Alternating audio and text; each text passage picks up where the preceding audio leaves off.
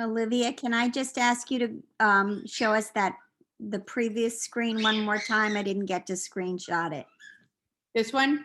Yes, thank you. Awesome. All right. So I want to what are you, and Andy, thank you for your post, right? You don't have to solve the problem tomorrow. It's what am I making movement toward that?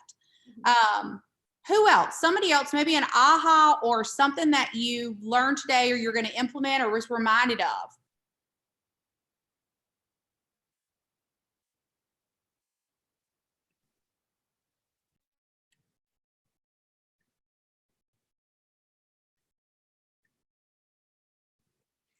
I just emailed my virtual assistant and said, hey, contact these bookkeepers for me and find out their fees and if they're taking new clients. Perfect. Right? Like there's, and Jesse, that's awesome. Cause we all tend to do that. Like I've got to do it and go, wait, no, absolutely. That can be handled by them. Perfect. Love it. All right. So we're going to go ahead and that's going to wrap our bookend for this part of what we're looking at with the 7 habits. And then let's look at people leverage. So people leverage, that is career visioning, 30, 60, 90, success through others. This is the model, right? Career visioning, 30, 60, 90, success through others. That is the model of people leverage. Now, this does not take the place of career visioning, and you owe it to yourself to take that course multiple times. Today, the intent is just to whet your appetite and help you know what you don't know, right? Because sometimes we don't know if a course is important because we don't know what we don't know. So we're going to dive in and look at this. So the career visioning, we call this the CV process, career visioning CV. The career visioning process is all about the candidate. So we first determine if they have the knowledge, skills, and track record and the personality and culture in order to continue moving forward. So this is what we're doing in our screening interview. Do they have the knowledge, skills, track record, personality, and culture to get the green light to move forward to the next level? What is the culture of your business? So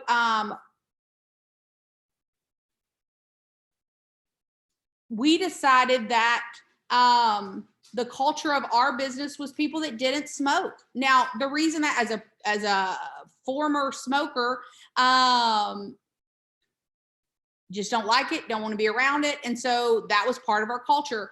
We didn't want somebody that, cusses a lot. As someone who does that, right? It was important to me not to be around more people, and then anyways, it grows. It doesn't mean that never, but what is the culture? Do these people already demonstrate your culture, right? So that's what happens in the screening interview. The second interview, we are objectively evaluating the candidate through a series of powerful, in-depth interviews and skill assessments as necessary. I think sometimes we forget about that. So is there a certain skill we want them to have? If I'm interviewing an ISA or an OSA, basically, right, what we call a telemarketer, I'm gonna have them take a skill assessment of being on the phone, of making calls, of using scripts. If it is an admin, I'm gonna have them do a task. So whenever when I hired mine, one of the assessment skills was a typing test. Google, how well do you know Excel? And I had him write a blog post, right? Like, what are the skills? So pay special attention here. What skill levels are needed to assess for that position? Now, let's say we still have a green light. We move to step 3. We learn from others. We learn about this candidate from others. This is when we're doing our 3 deep reference checks and getting perception from people that are not us. Now, often we fall in love with the person before completing the process. Hold back that, just hold back from that. That process may feel long and arduous, and yet we want to always go 3 deep with those references. I'll tell one on myself. KPA was great. Interviews were great. Fell in love. I'd only taken, back then we were using Recruit Select. I'd taken it for the first time. I knew everything I needed to know, right? Yeah, I didn't go 3 deep. And so I did not discover that she had a little bit of a cocaine issue. So she missed work a lot. So there, like literally my brother, who is a bail bondsman, picked her up from the office one day because she missed court. Yeah, go 3 deep, right? And it cost us, something for not doing that. So call the references. There is a form that you'll use so that when we say 3 deep, we, hey, name, you get there, there's a list of questions that you find out about this person. And then who else do you know that I could talk to about their experience with this candidate? Because let's face it, you're not putting references that are going to trash you. So we want to get to a deeper level. So let's say that we ask Dan and Dan says, oh, you should talk to Keith. Keith also had interactions with Joanne. Maybe he could tell you more. So you call Keith, you get his perspective. And then, so, hey, Keith, who else do you know that knows X that I could speak with so that I could get more insight and perspective? Keith says, oh, you should talk to Mary. See, now we're getting 3 levels. We're getting enough separation from that original reference that we are really going to find out what's what. So Mary is either going to say, oh gosh, let me tell you about her. Or you're going to get a glowing reference. If you aren't 3 deep, you're not going to get enough perspective to know if this is the right hire. Okay. Then step 4, you set your future employee up for success. So this is going to be going through setting commitments, making sure they know what the training is going to be and what standards they have to hit.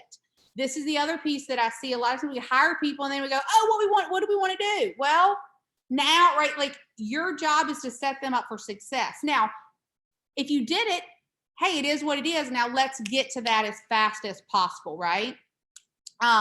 Now these are the 9 steps to hiring. You sign up for the People Leverage series, right? It's an entire course to ensure you hire, train, and lead well. A lot of times people go to career visioning and go, what? No, that's just one. You want to go through all 3 of them and don't cheat the process. So create the job description and missing persons report, do a screen test. That's the resume, phone, or in-person interview. Verify the KPA. That's going to help you with their behavior thinking, the thought process interview, life story, motivational interview, group interview, reference checks, and the defense, right? To make sure that you didn't fall in love with somebody. You want to defend that hire, right? So through career visioning, they'll teach you all of that. And yet it's, do they have the knowledge, skills, and track record within your culture, thinking, and behavior? Because maybe they have the knowledge, skills, and track record, but they don't fit your culture. Well, then they're not a right fit. Maybe they fit your culture. They don't have the knowledge, skills, and track record yet, right? We want all of those to match. So let's talk about the KPA, Keller Personality Assessment. It is a magical tool and one of the greatest tools we have. There are behavioral traits and thinking traits being assessed. Now, keep in mind, this is not a test. It does not it doesn't test their, education. It is a behavioral assessment. Andy, where can I find the KPA? So if you've taken it, typically your MCA will have a copy of that. You can request that. Your KPA, and always ask them for your job fit report. Okay.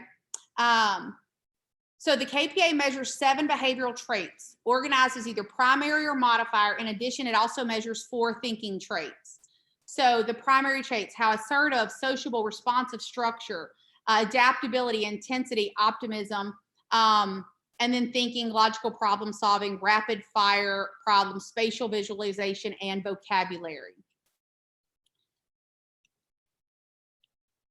Now, how does all of this fit? So you just heard me share with Andy about the job fit report. When someone takes an assessment, you want to always make sure that it's matched to that job, okay? Because it's going to say, okay, this is where, like if you look at logical problem solving, this is where you want a candidate, and this is where if they're in this, they're a better fit for this because of this, right? So are they on that line? Now, I always take a minute to say this. sometimes we might get our own KPA back and go, oh my gosh, it doesn't say I'm a mega, or it doesn't say. It's only 25% of the hiring. And if you own the business, you get to hire the people that support you. So does that make sense? Like, so that's where it helps you. I think of Steve Chater. He helped write Hold, big mega agent, been on stage with Gary Keller, and his assessment says he's not a mega agent. It doesn't matter. He knows who he is. So he knew who to bring in to support that, right, to grow the business. Okay. But the KPA shows how well the candidate matches the job in these areas. All right. And it'll say they're a high fit, or maybe these are the things that we want to ask questions around and that type of thing. The trait definitions behavior. Behavioral traits describe how a person acts. Individuals who score at the highest and lowest points have more pronounced characteristics. So we're not going to get really deep in this just for time, and yet pull your KPA and read this so that you really understand what this looks like, and then go to career visioning, go to the people leverage series. Now, the thinking traits, we're going to get a little bit into this. Logical problem solving, rapid fire problem solving, spatial visualization, and vocabulary. Now, what not preferred and preferred means is how that not preferred, it's not about not preferred for the job. It is how is it preferred? What does the candidate prefer, if that makes sense? So let's take vocabulary, because sometimes this one's misinterpreted. Let's say someone is low on vocabulary. It's not because they can't string a sentence together. What it actually is assessing is their preferred way of doing things. It's how they use their learning experience or vocabulary. So let's say that someone, it shows that someone who is not the preferred in the vocabulary, they might need to express their ideas or what they learn through a graph. It might be that it's hard for me to get it out of my head through my vocabulary, but I can draw it, or I can't, right? So it's about their preferred. What do they prefer? How do they prefer? Lean on that side of vocabulary. Now, the cool part is if you know that, then if you have, let's say you've got that person you're hired and they're trying to tell you something and get it out, and they're having a hard time, or you're not tracking with them, you could say, you know what? Here's a pen, have them write it out, have them chart it out. That's where, so it doesn't mean that, oh, low vocabulary, they're not smart. It has nothing to do with that. It's the transition from the brain out of the mouth, right? Or how they learn. So this is why it's so important that we really have a great understanding of the KPA, and we run it against whatever role that they fit, okay, or the role that we're hiring for. And even within your organization, if you're going to take somebody from, I don't know, admin to director of ops, or showing partner to buyer's agent, rerun the role in that, right? Okay, the CV process. So we talked about the CV process being all about the candidate. What do we know? How do we know? The 30, 60, 90 is about you. So we first determine if they have the knowledge, skills, and track record, the personality and culture in order to continue moving forward, right? That's what we did during the screening interview. Then we complete their pre-work. So we identify the SMART goals for the 20% activities that's going to propel your new hire to success. We plan the training necessary.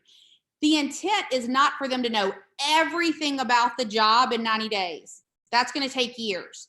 The intent is for them to be able to do the top 20% of the job in 90 days.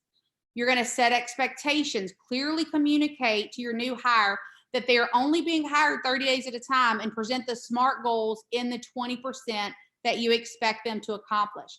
Evaluate the talent in that first 90 days, consistently measuring the results of the activities and providing feedback, and ensure ongoing alignment. If there's sufficient evidence of talent to continue doing business beyond 90 days, that 30, 60, 90 will set you up with the tools and processes you need to ensure you're continue in that alignment with the goals to come. They earn the job. In the first 90 days with a new hire, as you're preparing for success, your initial support and supervision will be high. As your new hire hits milestones and masters their 20% through training, your support and supervision can decrease. It doesn't decrease on day one. Through achievement, they earn the right to own their job. We've been talking a lot about that on those Tuesday night calls. So that's as deep as we're going to go into that today. There are sample 30, 60, 90s on every role you can imagine. You get them when you go through career visioning. They're also on KW. Pull those. Are those, what edits are we doing? And are they focused on them owning their 20%? So we've done the pre-work.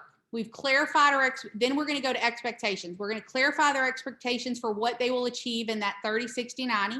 We build their confidence in achieving goals with a training plan. We reiterate that they're hiring 30 days at a time, and we attain commitment to that accountability schedule. Step 3, we're evaluating.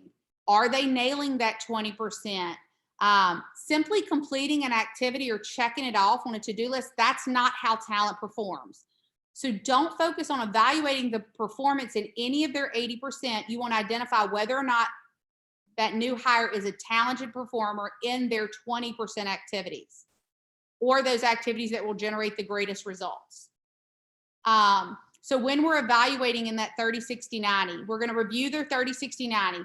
We're going to look for evidence from the new hire's weekly 411. You're going to ask yourself, am I setting up this new team member for success? Are we still following the 30, 60, 90 plan? Am I providing the training that aligns with their 30, 60, 90? Am I holding them accountable with their 411s? Based on the answers, you may find that there are opportunities that you need to step up on for better support your new hire and them for success. Or it might be, okay, it's time for us to part ways. I think sometimes we go, well, we've got to wait the entire 90 days. No. Every week we're evaluating, do they have a green light or a red light? Okay. Okay, so this is a quick piece that I want to look at. And guys, I know we're right at 11:30. We'll be finished in like 3 to 4 minutes. So if you need to hop out, that's fine, but I'm going to go ahead and continue. So if you have to hop out, you can come back in and listen to this. Non-talent brings you problems, doesn't fulfill your needs, and ends up giving you back pieces of the job. Doesn't know what they want and isn't searching, requires pushing, may not know where the existing bar is set or even what bar you're talking about. They don't care who they spend time with, and repels talent from them. When they try to talk action and results, they can't back it up. Talent finds solutions, shares your goals and fulfills your needs, knows what they want or is actively searching to know, pushes you, is continually raising the bar, demands to be associated with talent and attracts talent to them, and talks the language of action and results. That's a great piece when you bring in somebody to keep going back. Talent, they show up as talent or non-talent. Well, after your new hire has become fully contributing team member, continue to assess whether they are an active and integral part of your organization. If not, ask yourself what can they do differently, or what can be done differently to get them there. So this is that success through others. There's a 3-step process. I do it, we do it, they do it, and theirs. One is about the job, right? I do it, we do it, that's a job. Now they start to do it, that's a business, and then it belongs to them. Now you're moving toward that empire builder. Throughout this process, use evidence to align opportunities. So you can rate their performance. Do they exceed standard and seek new opportunities in this piece of their 20%? Are they frequently exceeding, occasionally meeting standards, frequently meet standards, occasionally? So this gives you an idea of, how can you rate their performance in their top 20%? And the challenge of every business to make its world big enough so that everyone can achieve their goals. All right, so this is where we're going to wrap today. Again, the people leverage we reviewed today, it is a very quick overview. I bring it up because I want to whet your appetite and understand, since we're working in that business plan, you know, are you creating that growth plan? Are you going, well, if I'm looking to be more than one person in this role, where do I have career visioning in my training plan? It's not about going once. It's, am I really doing this at a high level? All right, guys. So it is 11:33. I want to hear from you though, real quick. What is your takeaways? What questions do you have from this part of what we've talked about today?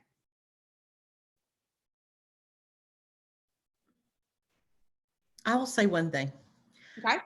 Even though you know that I want to do everything at one time, and I struggle with that, then you drill me in and say, you know, we got to do one thing. But I will tell you, when you hire the right people, it feels different.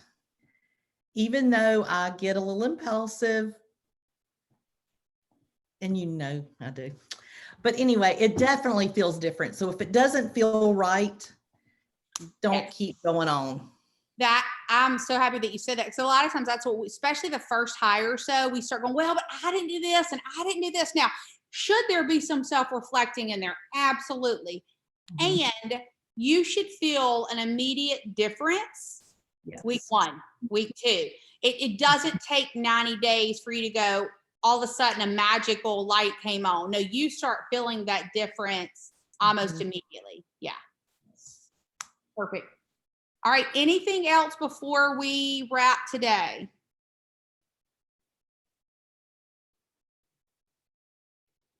All right. Well, then that's my time. If there's anything you do have questions about or anything, just reach out to me. Otherwise, that's where we'll end today. Have an amazing rest of your week, and we'll talk soon. Bye.